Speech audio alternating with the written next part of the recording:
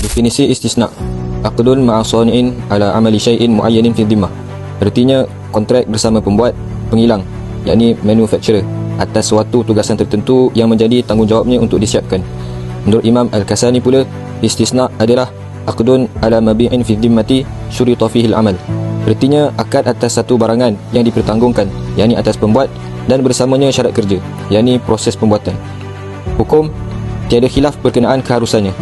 Dalil, anna Rasulullah sallallahu alaihi wasallam istana'a khataman min dhahabin.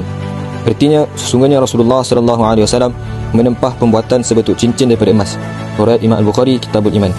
Selain itu, ia juga diharuskan berdasarkan istihsan, dan Majlis Fiqh Antarabangsa OIC turut mengeluarkan resolusi berkenaan keharusannya.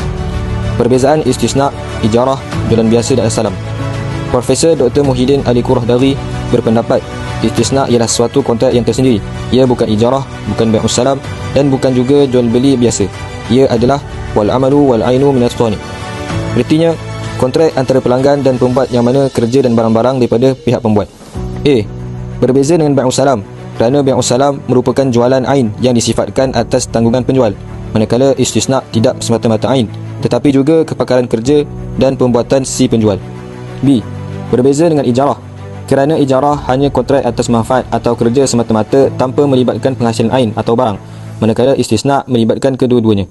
C. Berbeza dengan jualan biasa, kerana jualan biasa ialah kontrak atas barang atau ain semata-mata, manakala istisna atas barang dan kemahiran kerja sekaligus.